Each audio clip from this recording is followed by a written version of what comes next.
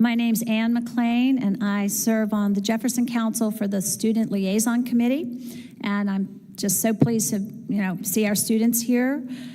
It's my honor this evening to introduce tonight's speaker, Xi Van Fleet, a survivor of Mao's Cultural Revolution in China, and a reluctant yet passionate advocate for liberty, education, and the preservation of American ideals. Xi Van Fleet emigrated to the United States after living through one of the most tumultuous and oppressive periods in modern history, experiencing firsthand hard labor in the countryside during the course of her schooling. Her childhood experiences under Chinese communist rule have given her a unique and deeply personal perspective on the dangers of authoritarianism and ideological conformity. And she has a lot to say about what we're experiencing today in the United States. She first came to national attention in 2021 when she delivered a powerful speech before a Virginia school board warning against the rise of ideologies she believed echoed the tactics of the Chinese government. Since then, she has become a sought-after speaker, author, and voice for those concerned about the direction of education, free speech, and cultural shifts in the United States, which threaten to undermine the America she now calls home. And I'm actually also proud to call her my friend. She's amazing. Xi is also the author of the acclaimed book, Mao's America, A Survivor's Warning, in which she draws direct parallels between her experiences in communist China and contemporary movements in the West. Her message is a deeply human call to recognize the value of freedom, to learn from history, and to stand firm in defense of truth. She is a modern-day Paul Revere, so we're so glad you're here to listen to her. And please share with anyone you know the live stream, and we have books up here, and I will vouch for that book as a page-turner. I carried it around for 6 weeks and didn't open it, and I was kicking myself that I didn't start it sooner. Please join me in welcoming Xi Van Fleet this evening.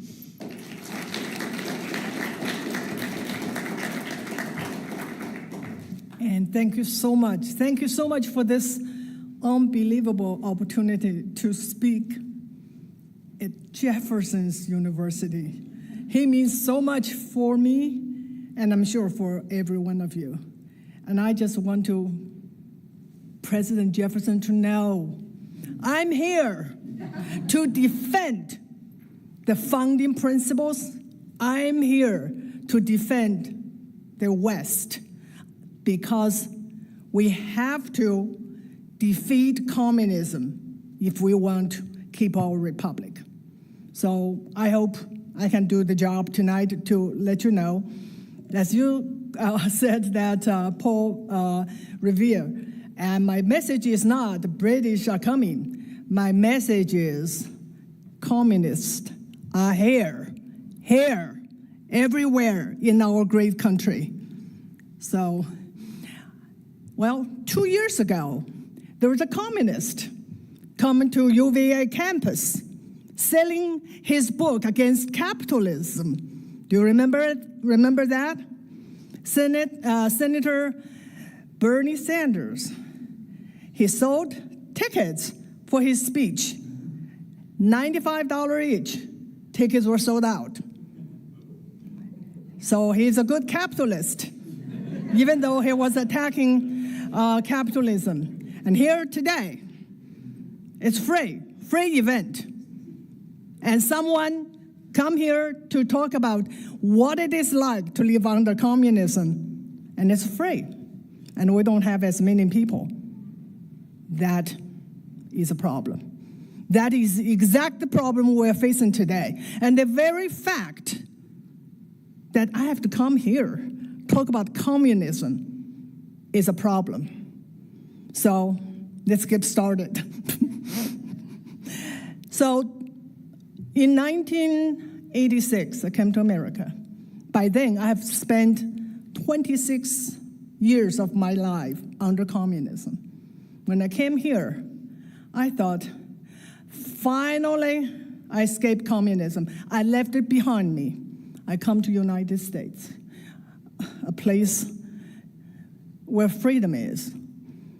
And I have no idea that one day I was come and become like a speaker about communism. This is so sad. This is just unbelievably sad. Okay, so my journey started in America, and when I came here, just like many, many immigrants, I'm sure still many come here with the same idea. You know, this is a great place. They left what's behind, and then they just focus on achieving the American dream. That's exactly what I did. And I just focused on getting my degree, getting married, buying a house, building a family. I paid no attention to politics. And I always voted in the presidential election. I think it's important, but I never spent time studying the issues. I said, here is America. Okay, what's the difference? The two parties, they all want the best for our country. You know, they're just talking about differences in policies. And so I kind of like in autopilot, I just went and I vote without understanding issues.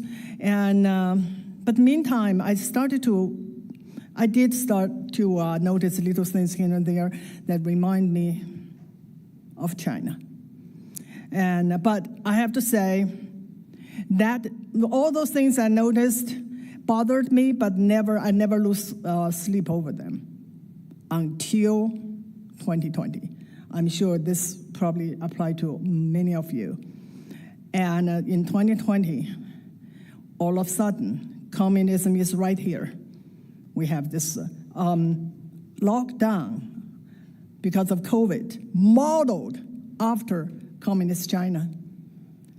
I thought in America, no one would comply. Oh yes, I was so wrong, so wrong. So many people complied. Not only complied, they reported on their coworkers, their neighbors, and their friends, just like the Cultural Revolution. I was like, this is not good. And then Floyd, and then BMM, then burning down of our country. I said, this is a really Cultural Revolution replay, the one that I experienced when I was a schoolgirl. So I was like one of those typical Asian or Chinese immigrant. We're quiet, we're shy. Yeah, I never spoke publicly, never thought I would one day do that. And so most time apolitical. But 2020 changed everything. So I said, I cannot sit aside and just be an observer. I have to do something. I don't know what to do, but I just have to do something. So I joined the Loudoun County Republican Committee, and later Loudoun County Republic Women's Club. First time, more than 30-some years in America, I got involved. But I still did not know what to do. At that time, I thought I would just get involved with election, and I want to volunteer, and so I become precinct captain. But I still think it's not enough. I want to do more. And then one day I got an email from the Republican Women's Club urged us to go to school board. So I said, okay, I do that. So never spoke publicly, and so I signed up. My time is up. I was like, okay. I was so scared. Fortunately, back then, we were required to have the mask, and you can see my my video. And I thought that was helpful, yeah, to hide myself. So I went there, and we only have 1 minute, and I just really said it very, very fast, and I spared like I don't know 3 or 4 minutes. So I did my job. And so I went home. Actually, I left the meeting because I was working, and I still have to go back and make up my time. I had no idea it went viral. Actually, the following day, I listen to Charlie Kirk all the time. I heard myself playing on his podcast, and then more, and then Fox News called. I just had no idea. And actually, I said, what? What's the big deal? Everybody knew Cultural Revolution in China. Everybody knew what I'm talking about. Nope. I found out quickly. Very few people know. And mostly the people that applaud me in that packed Loudoun County School Board meeting, probably the first time heard it. I had no idea. This is the sad situation. And so that was a turning point for me. So I decided this is what I'm going to do. I'm going to devote the rest of my life educating Americans of communism, of Chinese communism, of Maoism, and of Mao's Cultural Revolution, because it's here. And I was thinking, in 2019, I was thinking about, start to think about retirement. Nope. I will do this the rest of my life to educate Americans about communism. And because America is so precious, we have to save it. So where the problem came from, why the people don't know about the Cultural Revolution in China, I thought that was very odd. Now I know. Now you all know. Why? The problem is right here, because we lost control of our educational system. We lost control, especially of the academia. And it's not today, it's not yesterday, it's more than 100 years ago. Little by little by little, by the time we kind of woke up, it's too late. They basically have control of all our institutions. You probably heard about that expression, long march through institutions. Have you? I think most of you, if you haven't, this is important to know. Long March it took place in China by the Chinese communists to escape the encirclement by the nationalist government. And then they were able to survive and then rebuild and eventually took over China. And the communists in the West love it. So there's someone in Germany and use that phrase, long march, meaning it's not overnight. It's not like a violent takeover. It's little by little, long march, take over universities, and now taking over institutions. But the first thing they did is take over academia. So the problem started here. And so now we lost everything. You know, you look at the media, look at Hollywood, look at political parties, government, military. They're all taken by the, pretty much falling into the hands of Marxists. But it all started in universities because those people were trained by the Marxists. And so here's the sad story. So many people like me come from China. We escape communism, we come here, embrace freedom, and we send our kids to college, and they came back Marxists, communists. And this happened to so many of us. It is so heartbreaking, and I have deep resentment, but that doesn't help. We just have to fight back. I have a story of a friend of mine, and he experienced the same thing as I did in China when the Cultural Revolution came here, loved this country, and has only one daughter, sent her to one of the elite university in Virginia. She went in, a conservative, came out a communist, and she told her parents, she's not going to find any jobs because she doesn't want to contribute to capitalism. So she stays home. And then she doesn't want to work for the government because government was evil. So she also brought in someone, a friend of hers needs some help, and it's a Muslim girl. And she told her father, you can't speak to her unless you are spoken to, because she doesn't want to speak to strange male. Yes. And now finally, I know. And finally, she said, okay, after 2 years living at home, doing nothing, she decided she's going to get a certificate, go teach. Now we have another communist going to school and teach our kids. And that is the sad, sad reality. Yeah. So education is the key to any totalitarian regime. And so here I do want to say that it took me a while to figure out the difference between authoritarianism and totalitarianism.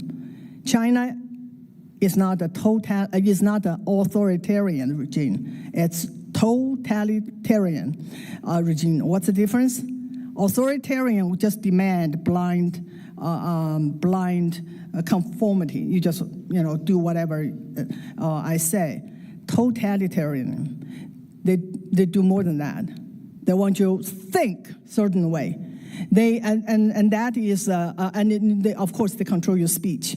So China is a totalitarian country. So they know the importance of education. So now I'm going to tell you a little bit of what they did to control their education system in order to control people's mind, including mine. So they took over China in 1949 with a lot of help of the communists here in America. And that is the topic of my next book. When you read it, you will say, oh my God, exactly. But anyway, today we're just focused on China. So among the first thing they did is take over the educational system. Do you know that China's old educational system was built on Anglo-American educational system? In the 1800s, it started in the mid-1800s, a lot of missionaries went to China, and a lot of Americans. They were the ones who really helped China to have schools and universities that all come from the West. And it's all built on the Anglo or American way of education. The first thing they did is that has to be all destroyed and replaced by the Soviet model. And then all the teachers have to be re-educated. Yes, that word existed a long time ago. And it's called, through something called thought reform. Everyone have to reprogram their thinking, their brain, in order to think correctly according to the party line. So they have to go through that. And it's very, very serious. It's not something you go or have a meeting. It's everyone has to require to read certain material and pass the examination, and they would sometimes just come and check your notes. Make sure you are not going through the motions. They did that from elementary to college. Everyone has to do that. And then when that's done, the next thing is textbook. Everything has to be redone. And one of the things that they paid most attention to is history. History book. So history book was rewritten, and that's the history I learned when I was in China. So they did all this. Fast forward, 1966, that is the beginning of the Cultural Revolution. By then, they have 17 years of indoctrinate children. And now, by the time that Mao started his Cultural Revolution, all the Chinese young people, they knew nothing. Nothing about their heritage, nothing about the past, nothing that help them to think critically. You are not supposed to think critically. You're not supposed to think. Yeah. So they become what? Zombies. Basically, that's what they are. They know one thing: follow the leader. And they're perfect for Mao's Cultural Revolution. And I hope by now you all know what they're called. Red Guards. They're called Red Guards. So they gave themselves this name, and then Mao met them in Tiananmen Square 8 times. You can see you can Google the photos that, and he declared that he was their Red Commander-in-Chief, and the kids were his Red Guards. So that is the beginning of the Chinese Cultural Revolution. What is the goal of the Cultural Revolution? And Mao made it very clear. China was in dire situation. There are people within the government, within the party, they're going to derail our revolution. They're going to take us back to capitalism. So those people were called capitalist rulers. So who are they? They are basically the people in position of powers, because Mao felt like his authority was threatened. He wanted to get rid of them. So he had an army to do that for him, those tens of millions of Red Guards. So in today's word, it's Antifa, okay? In today's America, the Red Guards were Antifa and the BMM and just social justice warriors. And so they were told to take down those people in authority and take down those who Mao did not like. And so when you think about authority as kids, who do they think first? Teachers, professors. So they went after teachers and professors. And I was only 7 when it started. And I witnessed elementary school kids going after teachers. And they were just too small to be lethal, but they beat up their teachers. And in high school, in university, that was lethal. Okay, so they were able to turn the kids into mobs, into killers. Why? You say, where are the police? Well, have you heard about defund the police? In China, what they did is dismantle the entire law enforcement system. So they were told, if the Red Guards attack you, you're not supposed to hit back, and you are not supposed to go to campuses where the violence took place. And with the power, they absolutely just went out, just did anything. All you need is have a red army band and says Red Guards. You have power to destroy, you have power to kill. The Chinese Cultural Revolution started in a specific day, that is May 16, 1966, because Mao had an announcement published in the papers, in the party's papers, say that we start the Cultural Revolution today.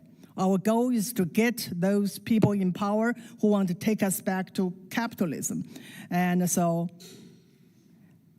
then all this chaos took place. And one of the things Mao urged them to do is to destroy 4 oaths. I think by now you have heard about it. Have you? 4 oaths. Old ideas, old tradition, old custom, and old habits. Anything that's old, anything that's traditional, anything that reminds people of the past, their heritage, has to be destroyed, because that is something that we have to want to remove in order to put Maoism as the only religion in China. So what's old? Statues. Yeah. Now you remember what happened in Charlottesville. When I heard that, I said, that's Cultural Revolution. They tore down all the statues. They changed the street names. Is that happening here? Yeah. And the kids went as far as change their own names to be politically correct. And they burned books. And after they destroy everything in the public, they said, we have to go after the 4 O's in hidden places. That means people's homes. And I saw that. It's just absolutely terrifying. They went to people's homes. They get anything that they think is old, even just personal belongings such as old photos. They all took it out, burned, and smashed it, and antique, anything. They had that power. Actually, someone I know, they said that one day there was a bunch of neighborhood boys. Neighborhood, that means the kids they know. As young as, I don't know, 8, 12, they came to their house. They went door to door to door. And then they tried to get something old. They couldn't. And so what they did, they cut off his sister's hair. Why? Just because they could. Just because they could, because they had that power. When people, those are little kids. Well, some are college kids, but they're kids. No one can stop them. No one dare to stop them. Why? Because Mao backed them up. And same thing here. Why can't we just stop those violent mobs? Someone has been backing them up. So they destroyed all the 4 O's, whatever they call it. And that's not enough. So just as I said, the revolution started in May 16th. On August 5th, that's hardly 3 months, the first killing took place. It took place where? Girls' high school. And by a bunch of girls, so don't ever underestimate. The most violent ones sometimes were so seemingly the weaker ones. So bunch of girls in the most elite high school, girls' high school in China, took the principal and denounced her through the struggle session. Have you heard this term, struggle session?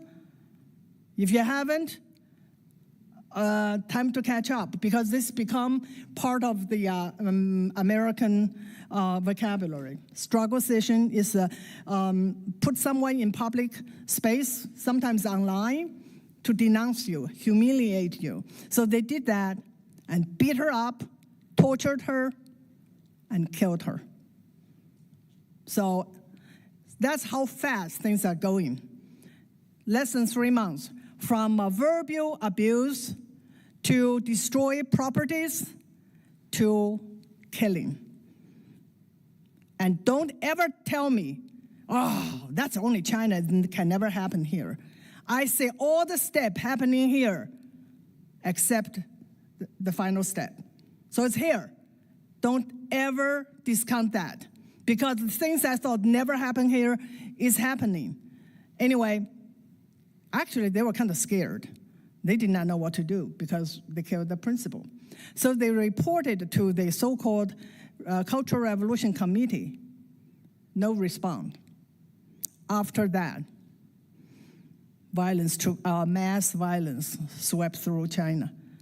There was no one principal in China escaped beating. Not one. Many teachers were killed. After teachers were killed, what they did? Everyone else. And so in the August of that year, 1966, the Red Guards killed 1,700 people, as old as 80-something, as young as 3. No consequences, absolutely no consequences. Not even today. The teacher, the principal I told you about, her husband he just died recently. The rest of his time trying to get justice for his wife, nothing. All those people died in vain.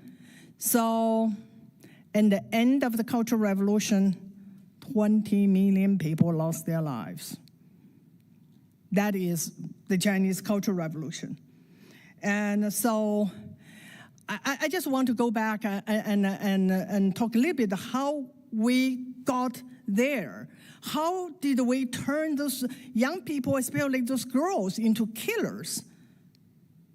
Well, indoctrination, of course.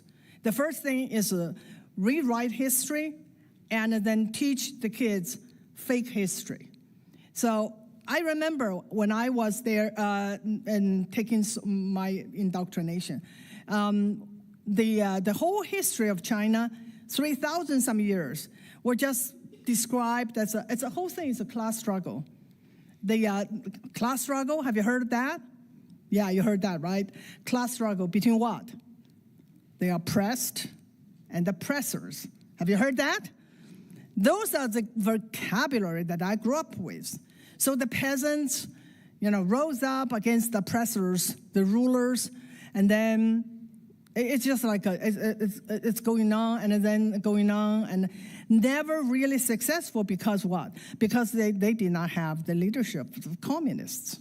Until the communists came along, then their revolution succeeded. Yeah, they overthrow the oppressors. Now they are oppressed, become the master of the new China. That's what we're told. So we have a dividing line. Old China and new China. Old China is before 1949, and new China is after. Old China was evil. New China was wonderful. And absolutely, I believe it. How couldn't I believe? Because I knew nothing. Everything was controlled. The information was controlled. It told us that the poor people, the oppressed people in the United States were starving. I believe it. And so that's what we have no reference. We just don't have anything knowledge about our real heritage. Okay, that's not enough. That's only the beginning. So you know that before was bad, now it's good. And then they have to divide us. And that is something I think you all, by now, is very familiar with. The only problem is in China, we all look alike. So what do we do?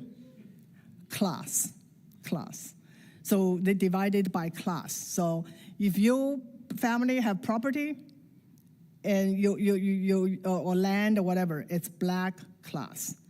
If you don't have much or have nothing, you're the red class. So it's two classes, black versus red. But after a while, there's only so many people who had property, only so many people had land. But they have to keep grow the black class because we need more enemies.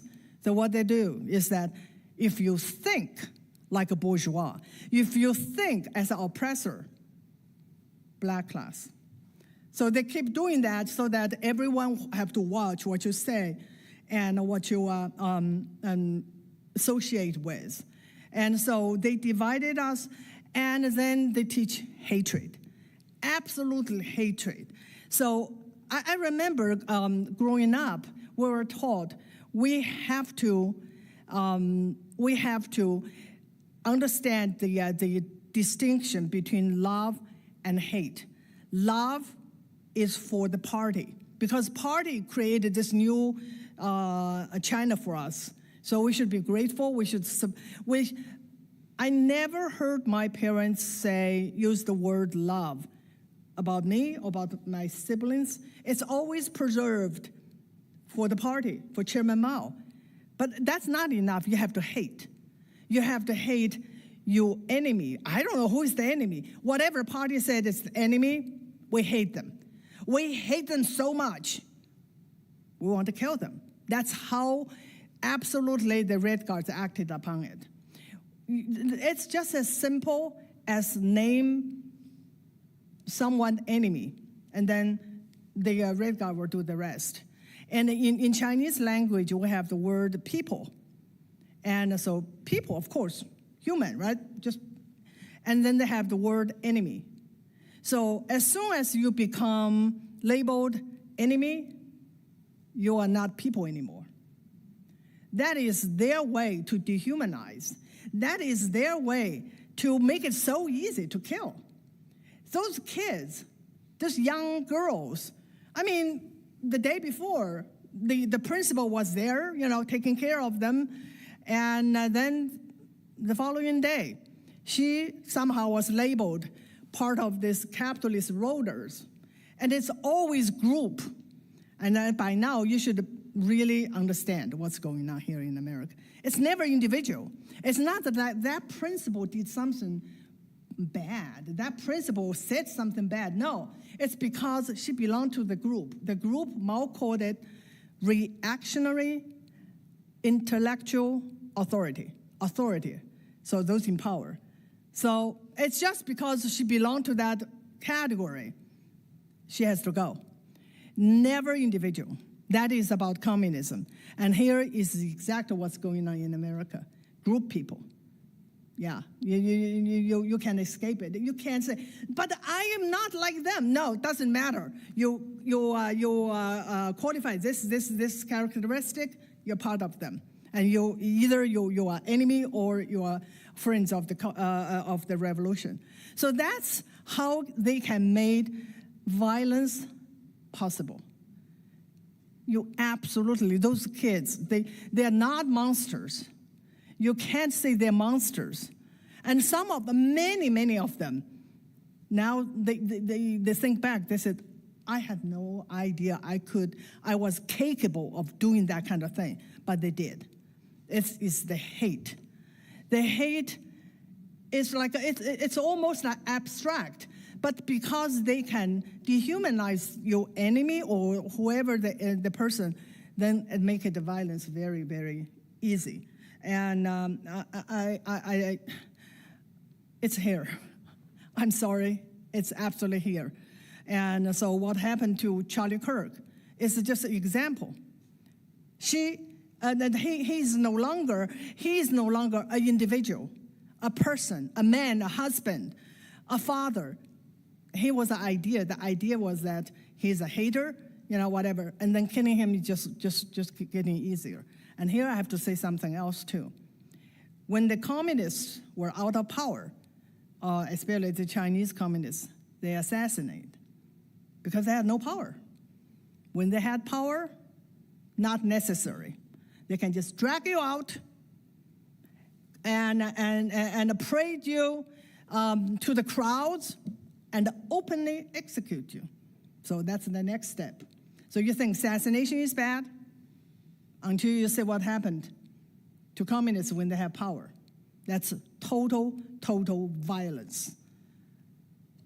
So you say, okay, what happened to those red guards? Yeah, they absolutely destroy, they kill so many people. They destroy China, they destroy our civilization. If you go to China today, you may be showing some of the places, historical places that are all rebuilt, fake. It's destroyed. And more than that, it's destroyed here. Absolutely, it's just tragedy. So what happened to those red guards? They did a great job for Mao. They took down those people that Mao considered enemy. And you want to know what was the number one enemy? That was the number two person of the CCP, President of China. He was considered by Mao his arch enemy. They did the job for him.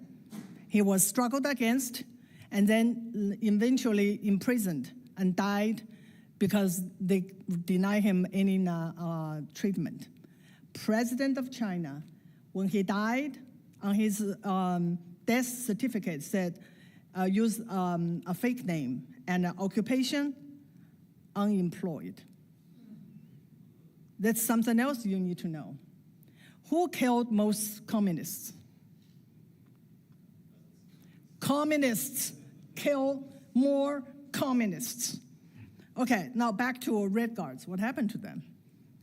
They thought they're going to be rewarded. I'm sure, we're going to get a seat at the table. So after they did the job for Mao, they start to fight each other, fighting for power. And that was the time when it gets really, really violent. And before, I could go and watch all sorts of raid in people's homes and whatever, smash statues, but by then it was real violence.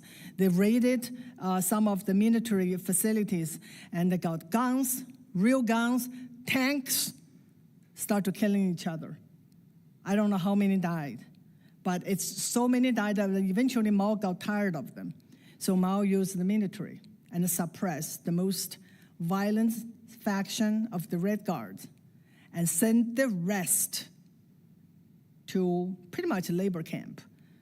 They send them to the countryside to do hard labor so that they can get re-educated, become better communists.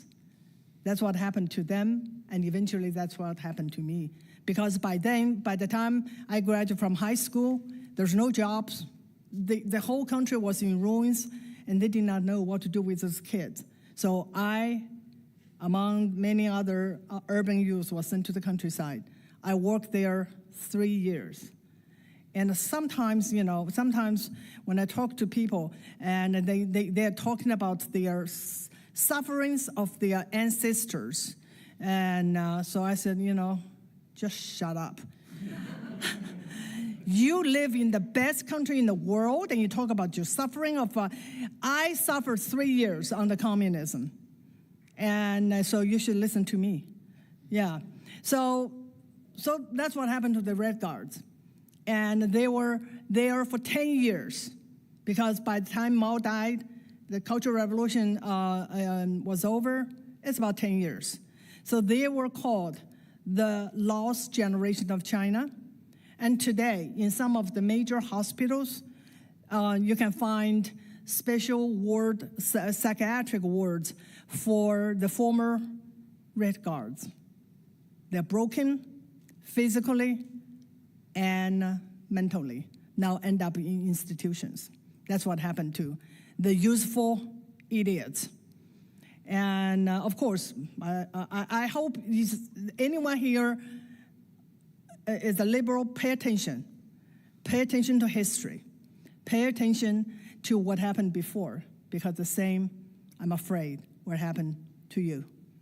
So I guess, okay, so the other thing I do want to say is that I want to use this opportunity to honor Charlie Kirk and his memory, because he interviewed me 3 times, and I did a lot of work with Turning Point USA, and at the last time, he invited me to be a speaker for Trump's rally in Atlanta.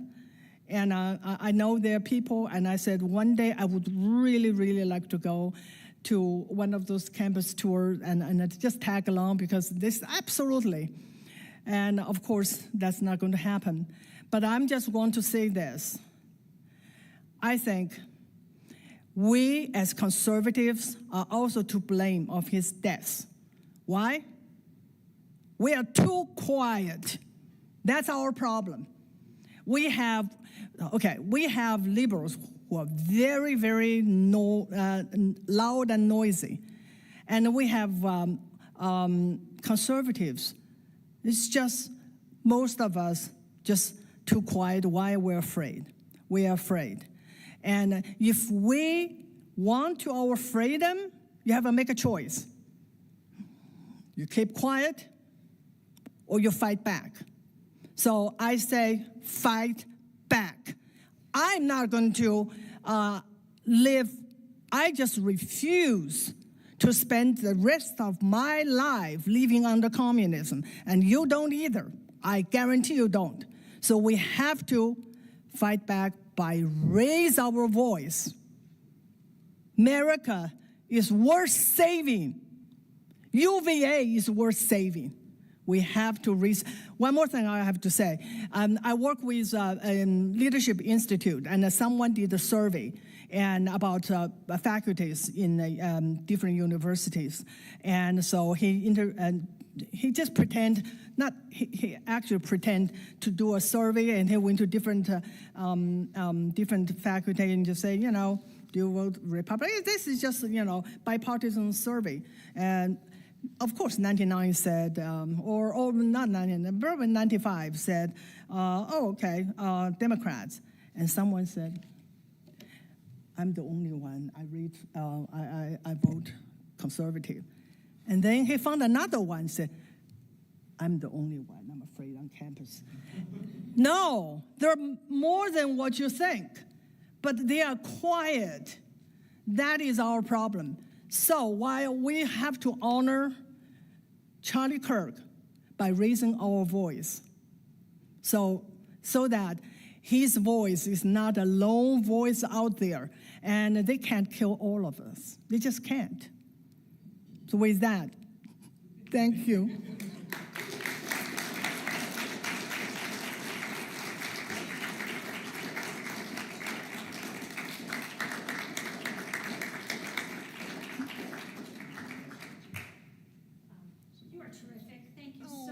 Your voice is such a needed one, and we want to thank you all. We're going to take some questions. If you have a question for Xi, okay, there's a microphone right there, and here you go. Yes, first, thank you for your talk. But I must say, I think your views on American academia is very exaggerated. I worked at colleges for 25 years, the typical colleges, state colleges. I saw as many conservative as liberal professors. I saw more students turn conservative than what you say Marxist. I ran free speech forums where not as good as Charlie Kirk, but I invited people from all different sides to ask questions. So I think your perspective is very limited. Second, if anything, you could say what Trump is doing has the potential of becoming more like Mao's Cultural Revolution, just like what they did here with the university president. You can't have demonstrations on college campuses anymore because of what may happen. I think that is what we have to watch out for. Say it again about Trump. Yes, I think if anything, Trump's the way it seems what he's doing with college campuses and taking away funding and threatening people is more like the Mao's Cultural Revolution. False. Totally false. Okay. That's what I believe.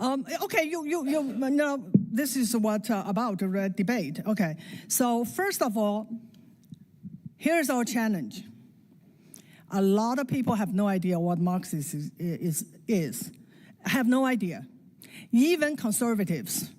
I would say a lot of conservatives have no understanding of communism, of Marxism. And so as a nation, our worldview has changed so much that it's no longer biblical because it used to be. Now, you don't even know when you look through this lens that is increasingly Marxism. And so this is what I say. People don't know. That I know because I've seen that before. And so funding for what? For Marxism? I say yes, defund. I would say defund. Because a lot of the programs, the teaching from universities is where we're today, is the reason where we're today. And absolutely should hold them accountable. And Mao and Trump, that is just absolutely absurd comparison. Sorry. Yeah. And so before, I would say this, and I said to many people, Trump is the first U.S. president who understands communism, the first. And he understands that university is the problem. Thank you again for your talk. Thank you. And I've been cautioned against just reading documents about communism by communists or Maoists in order to understand it. Where else could I get information? What else could I study to understand what's going on? Yeah, this is a common problem with scholars and academia, in academia. They would read Mao's works, primary source, right? Primary source. Mao said this and this and this, and then say that's what it is. It's not. What Mao said and what Mao did, there is like 1,000 miles in between. And so I would say history. You got to have the primary source of history rather than what the great leader had said. Because the great leader, like the great leaders here, they say beautiful things. And that's something else I would really, really want to warn people. Communists never sound nasty. Communism sounds really good. That's why they can trick so many people into it. And in China, it's when the communists took over, a majority of this Chinese supported because it sounds so good. Because we're going to have equity, we're going to have freedom, we're going to have all those things, and that's not what happened. So that's why it's so deceptive and attractive. Thank you. Thank you.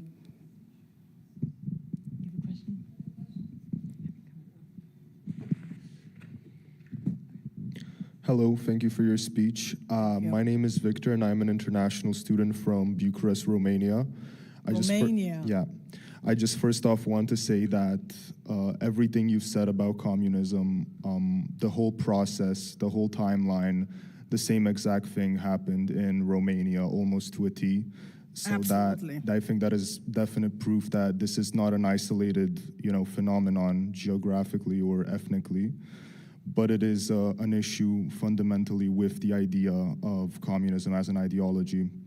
But I just wanted to ask, to us in Eastern Europe, communism is no different than fascism and Nazism. It is equally as stigmatized.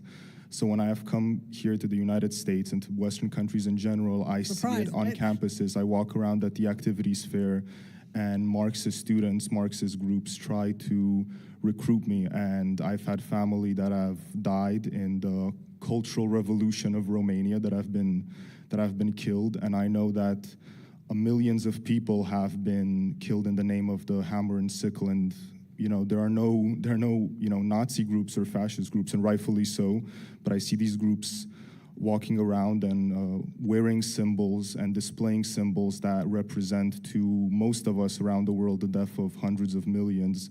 So my question is, do you think that these symbols should be more stigmatized in American society? And if so, how should this be achieved? This is what I do. Absolutely perfect, really good question. So here's what happened. The West, really a lot of, including the United States, never really understand communism. But World War II was really, really one of the major reasons that this is make this even worse. Why?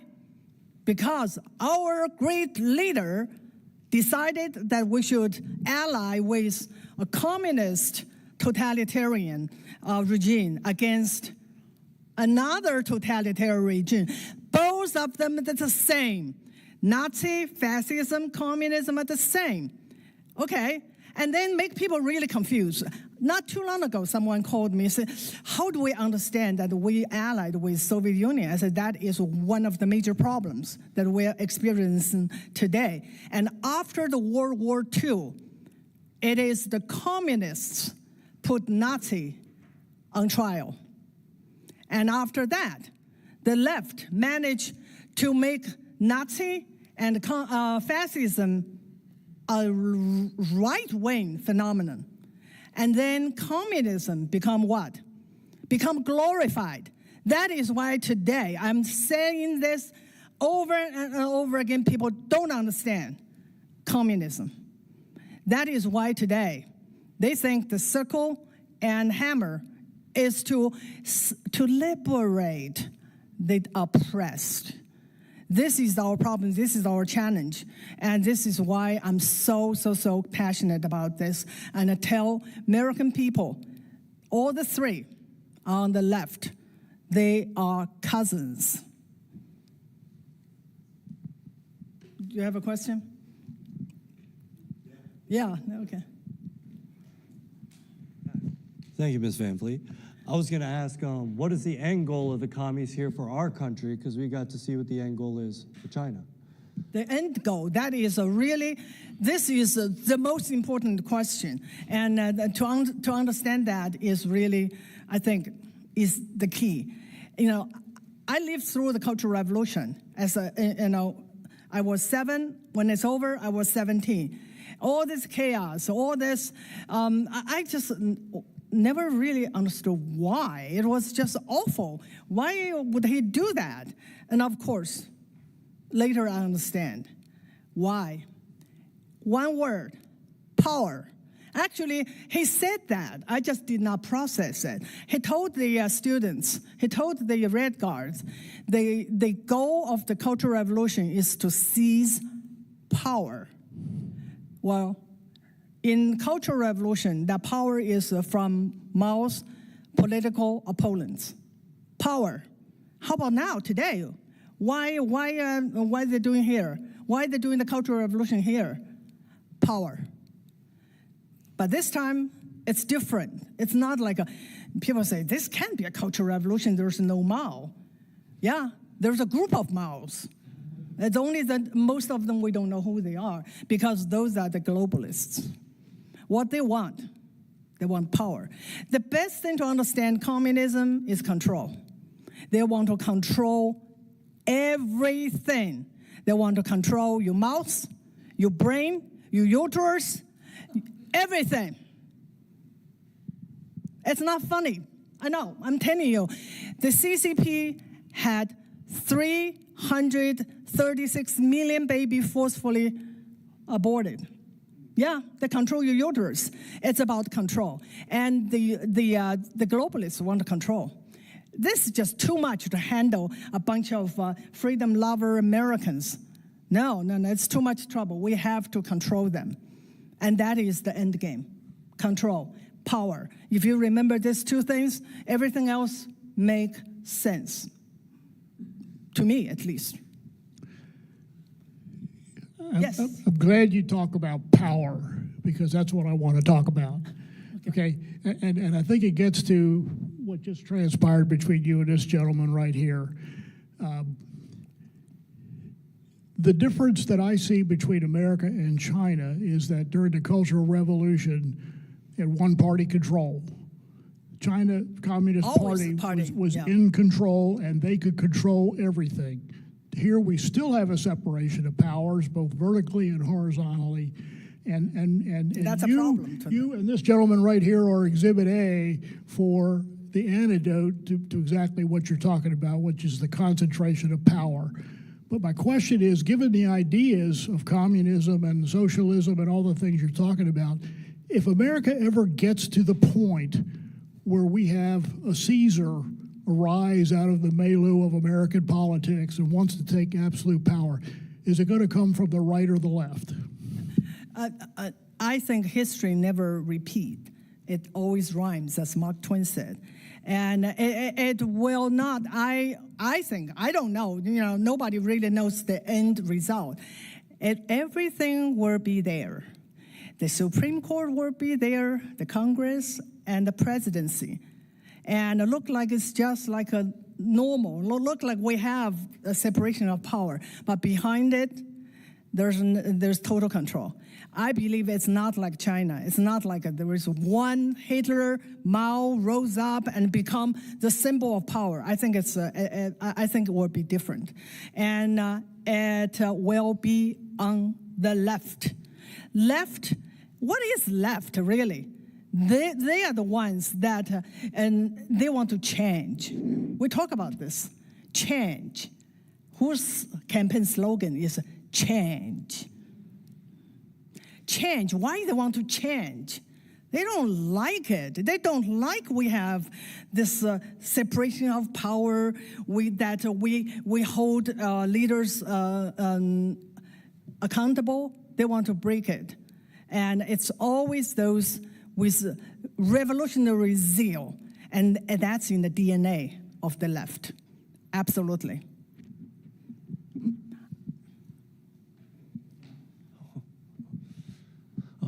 Hi, my name is Michael, and I'm actually an exchange student here from New Zealand. From New Zealand. Yeah, and I just want to say to actually everyone here that what you said actually reflects exactly what my parents told me, because my family came from exactly Bless the you, same parents. regime. Yeah.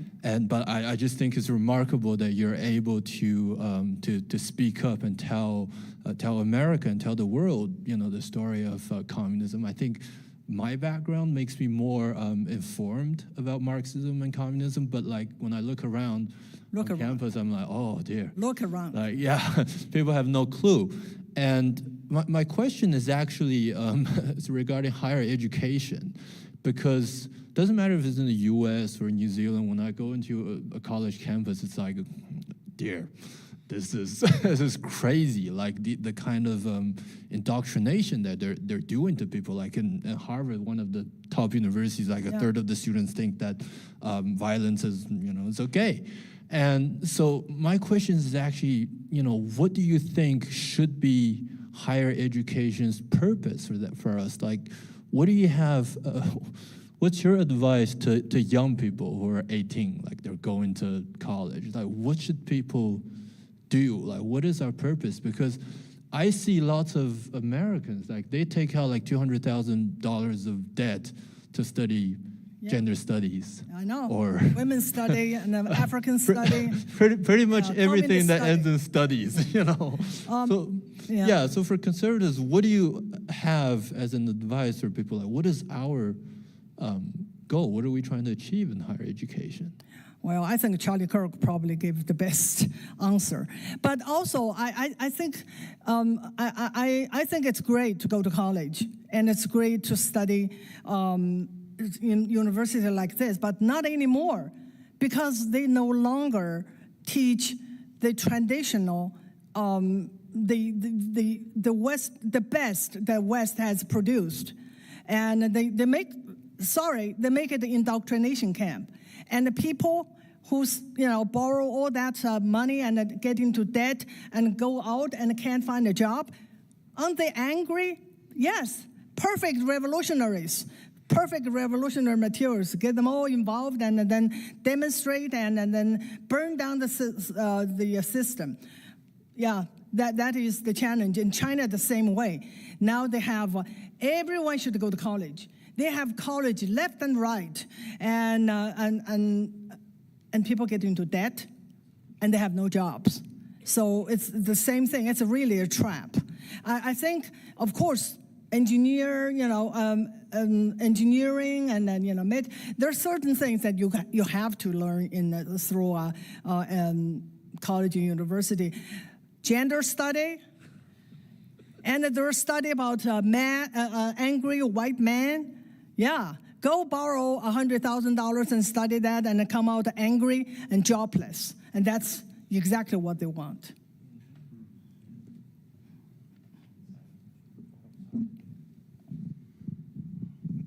Thank you for your excellent and very needed talk, and I also like to thank the Jefferson Council and Center for Politics for inviting you here. 2 questions. TikTok has been in the news. What are your views on TikTok and social media, which is a new venue since Mao's time, and how it may affect our society? Secondly, Tiananmen Square was a period of hope. What went wrong, or what happened that if you could remind us or what could have been done differently when it came to Tiananmen Square? Okay, the first question, it's a complicated topic. I would say just ban it. You know, to me, it's very easy. And you don't have to ban it. You said, okay, I don't ban it, but you have to open China market up for X, for Facebook, but we don't do that. I don't get it. So now they have this buying it, but they still own 10%. And yeah, I don't like it. I don't like it. I think the easiest way to deal with communists, just do what they do. Okay, you ban us? Fine, we'll ban you. Period. But we don't do it because it's a free society. That's why free society is so vulnerable when the communists, when you're dealing with communists. Yeah, that is something we just have to deal with. I don't know. I'm not happy, and I think that whole thing should be banned. But now I sound like a totalitarian list, right? Yeah, but that's the tough thing when you deal with communists. They use free speech to shut down speech. They use freedom to shut down your freedom, and they have been doing it and are very successful. So Tiananmen Square, massacre, and so everyone should see that is natural. That is how communists deal with the dissidents.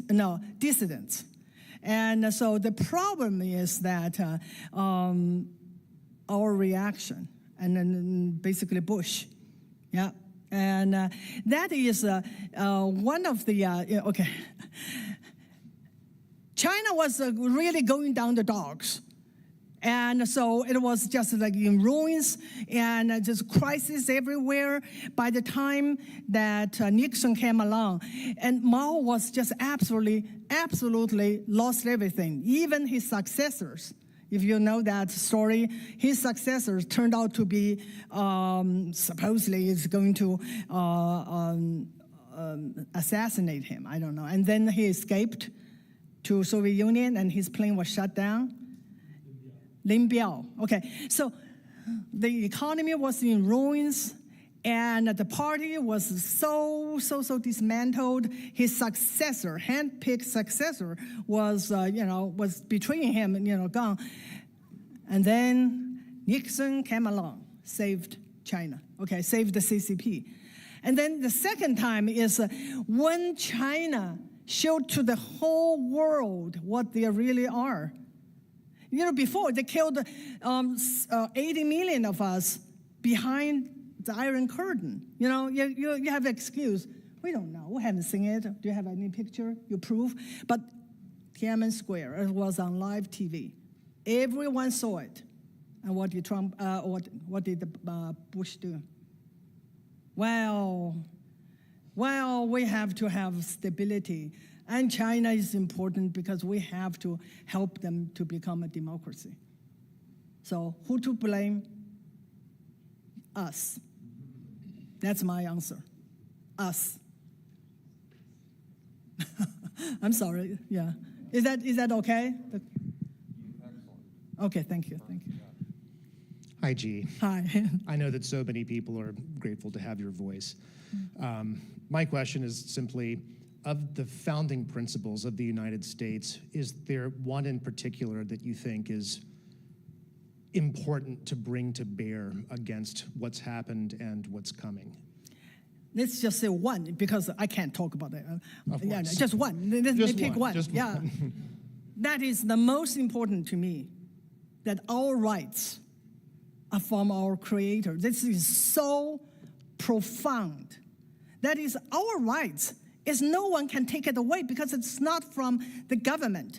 It's not from the rulers. This is so revolutionary. Of course, this is deeply embedded in Christianity.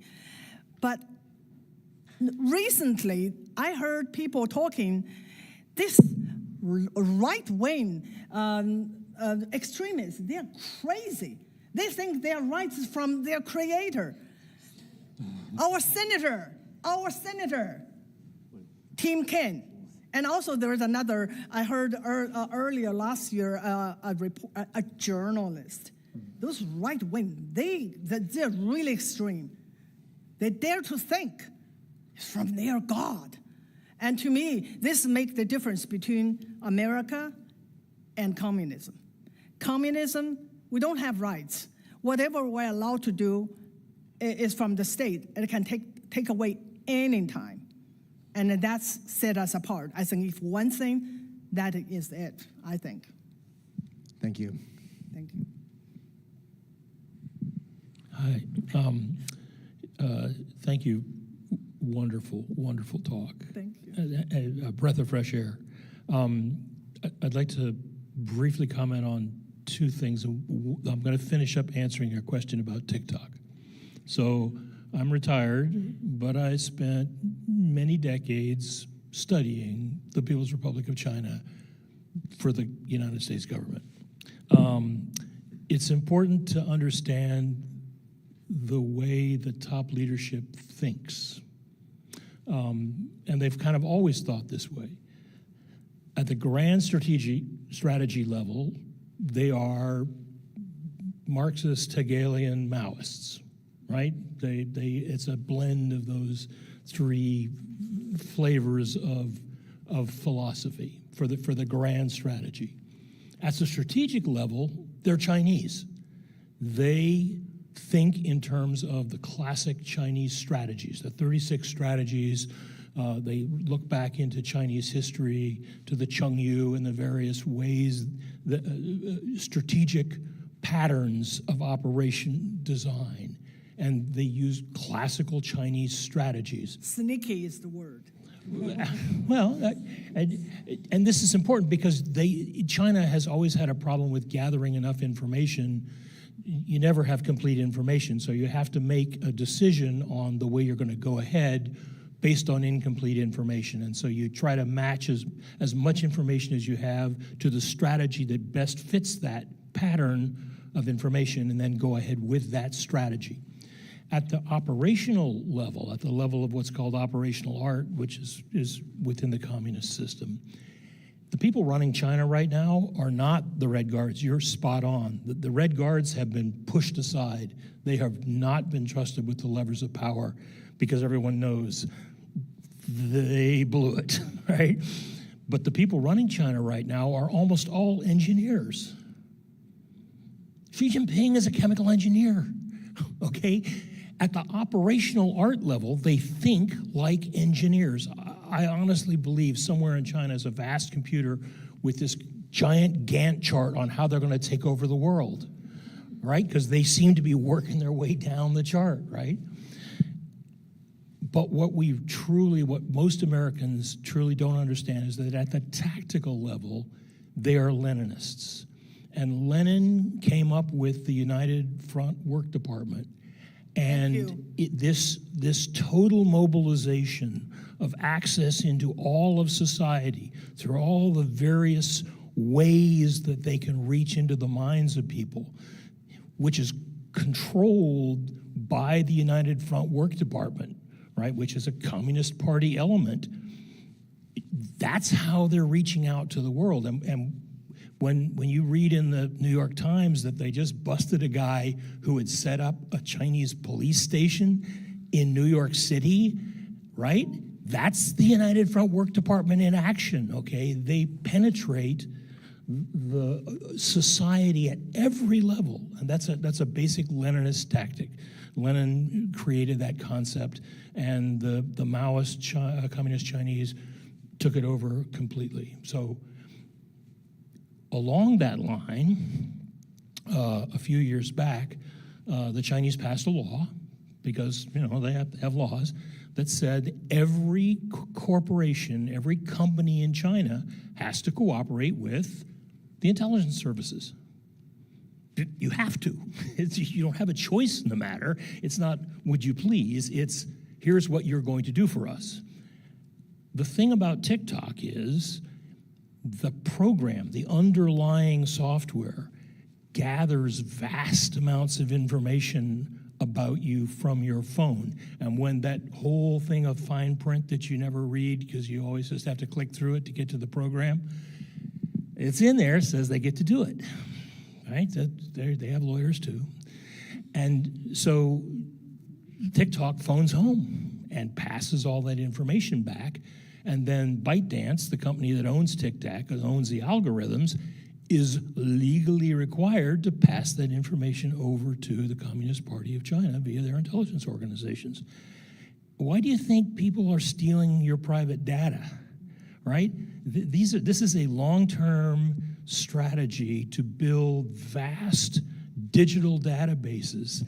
And I have long said, we will know we are at the war with China when all of our credit cards are maxed out instantaneously. Right? And the entire society shuts down because no one has any money. At any rate, that's why TikTok is dangerous, because it is a Chinese corporation at the present time, and they have to cooperate with the intelligence services. That's under Chinese law. Thank you. Yeah, I do want to say something else to I guess to wrap it up. And what is communism? I said it's about power, it's about control. Yes, so is there real communism? Nope. So that you have to understand, it's all a tactic. It's all a deceptive tactic. So especially today in the West. So when I say communism is here, and a lot of people still have a hard time process it. So I would say that the kind of communism I live under has nothing to do with what you read from the primary source. That should be this has nothing to do with it. Yeah. So, and today, I say this, our problem is globalism. It's globalists who want to take control of us. And they use Marxist, communist tactics. Why? It's very useful. It's very effective. It's proven to be absolutely effective. So I would say it's globalists with Marxist characteristics. I think that's probably better because they're not pushing. You think the DEI people really, really want to have equity? No, they don't give. Okay, I try to be. No, it's a tactic. It's a tactic. Okay, so when you understand that, it's much easier. So when you say communism, it seems kind of like a, kind of abstract. No, it's just something sounds good, just to use so that the goal is to control all of us. Thank you. So I grew up in the New York area, and I grew up in New Jersey specifically, lived in Morris County, worked in Bergen County for a while. So I used to drive through Paterson, New Jersey. I watched them erect 3 huge mosques in Paterson. And I've watched a correlation, just wondering how you feel, especially now because it looks like New York City could end up electing a Muslim socialist. If you see a correlation between, and I'm not downing anybody who's a Muslim who's here, but do you see a correlation between, Islamic idealism and communism and how it kind of works together? Actually, it's a great question. I have to say, I haven't spent that much time. I'm actually looking for a partner because I understand communism. And there's a lot of people who understand Islamism. But there's not anything in between that both. Actually, I'm working on it. And I did talk to some people that I believe they know Islamism better than I. So here's what I think. And I believe this is absolutely true. Okay, so Marxism and Islamism, they don't get along. They absolutely don't get along. Okay, and Christianity and Islamism has, centuries of conflict. They don't get along because the basic value system don't align with each other. So what the problem we're facing today is what? Is cultural Marxism made it possible for the Islamism come to America and actually make headways. Okay, so the question is, why these two, the communism and Islamism, why they have this unholy alliances? Because they have one common enemy. That is United States. When they take down United States, they have to fight each other. And I talked to my Muslim friends. I said, who will win? They said, Islam. I said, communism. I think communism is even more ruthless than Islam. So that's what. One more question. My question is, when you send your kids off to university, what should be like a red flag to them? This is a Marxist ideology, because a lot of it is not coming right out saying, hey, this is a Marxist ideology. You kind of morph into it, and you feel good about something, and you're almost enlightened about it. How can you get them to think, hey, this is something completely different than our capitalistic system? This is what I'm trying to do. This is exactly the challenge. The challenge. They think when they go to university, they all brainwashed. They think they are fighting. This is a typical classic. They are fighting for the oppressed, and they are fighting for the marginalized. But they never ask, who are those marginalized? Who are those oppressed? And so we can say in America, they absolutely create the oppressed. They create the marginalized. And they import proletarians. Not enough here, because somehow capitalism created wealth and built a great middle class. So the classic Marxism did not work here. But now it's different. Now Mondani and Bernie Sanders, now again, they're talking about the oligarchy. They're talking about class struggle. But mostly, that did not really work well. So they have to use cultural Marxism. They have to create this oppressed. So who are oppressed? Women. Oh, poor us. We are oppressed. Or we just suffer from the evil man. And then race, right? So black, well, historically, yes. But so we're all lumped in, like Chinese, we're oppressed. And not anymore. Do you know why? The Chinese are now called white adjacent. The Indians are called white adjacent. Their skin is darker than some of the African Americans because they're too damn successful. That's the problem. So that's what they just have to create more of this oppressed group. And of course, the latest is trans. You don't even have to. Trans is a lot of trouble. You have to go through transition. You just call yourself queer. That's enough. You become oppressed. And then why you want to be oppressed? Then you have privilege. But for those people that brainwashed here, they want to protect those poor people. And that feels good. That feels really good. That's really a problem. That is a God complex. You feel like you become the savior of those people, and you're fighting for those people. And the worst offenses are the white liberals, white female liberals. I just call them out. Absolutely, they want to protect all those people, and then because they do that, the more and more people want to be victims. And I have to tell you this sad reality. A lot of Chinese came here just like me, lived through communism, lived through the brutal regime, and then come here. And all of a sudden, they don't recognize communism here. They don't. They absolutely don't. They understand the communism over there, but when they come here, and they can't seem to recognize, because now they have a different face. And also, those people tell them, you are oppressed. And you're oppressed by who? By those white supremacists. And we will help you. And we'll protect you. You vote for us. And that is so powerful.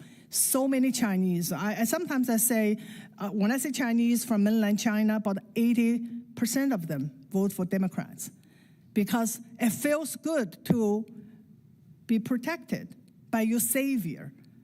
And they forgot what they experienced. Mao and CCP were supposedly our savior. They starved us to death. 80 million of us, 50 million of us starved to death. And then a lot of them lost lives through their brutal dictatorship. They forget. They come here, they vote for Democrats. And a lot of them, especially in New York City, they want one story, and then that's it.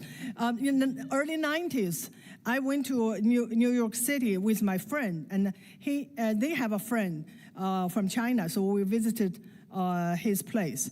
He was so excited to show us. The house is on Section 8, something paid for, and we have food stamps. We have everything. It's just so wonderful. I was like, you come here for free peace? You can come here and achieve your own American dreams? They love it. And that is the problem. So when you have a party who want to protect people, who want to give them free peace, that's very powerful. A lot of people fall for it, including the victims of communism from China. That's how bad things are. Thank you, Steve. You are amazing.